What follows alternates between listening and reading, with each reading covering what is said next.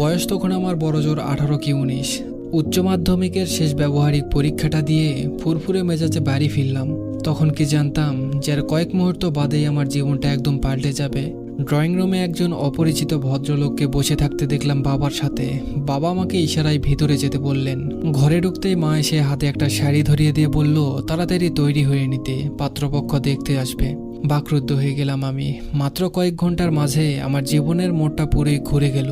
সেদিন কেউ শোনেনি আমার কথা, কারো মন গলাতে পারেনি আমার চোখের জল। অবাক হতেও যেন ভুলে গেলাম আমি। তার সপ্তাহখানিক পরেই নিজের চেনা ঘর, পড়ার টেবিল, বই খাতা সব ফেলে রেখে নতুন জীবনে পা দিলাম। যাওয়ার আগে পড়ার টেবিল আর তার উপরে রাখা বই খাতাগুলো ছুঁয়ে গেলাম। ছোটবেলা থেকেই পড়াশোনার প্রতি আমার প্রচুর ঝোঁক ছিল।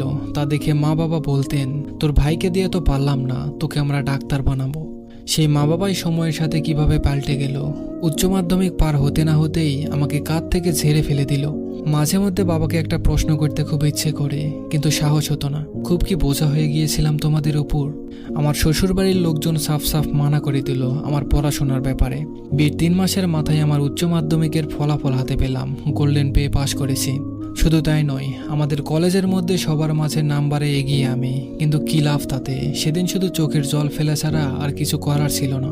বাবা মাকে অনেক বললাম আমার শ্বশুরবাড়ির লোককে একটু বোঝাতে, তারা যেন আমাকে পড়ার সুযোগ করে দেয়।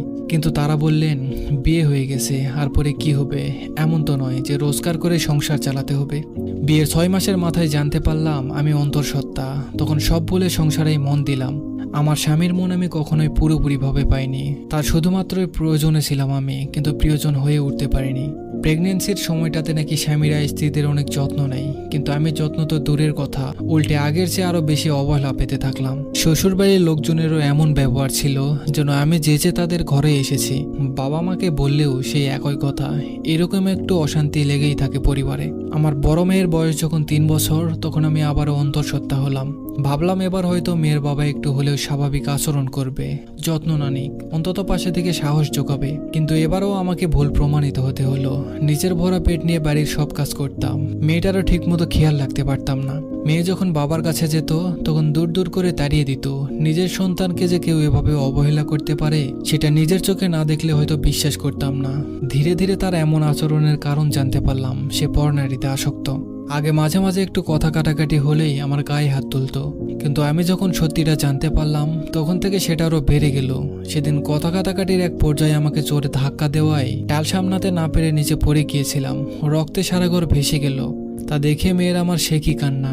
ওর কান্নার শব্দ শুনে এবার আমার শ্বশুর শাশুড়ি বেরিয়ে এলেন। এমন অবস্থা দেখে তারাও ভয় পেয়ে গেলেন। ততক্ষণ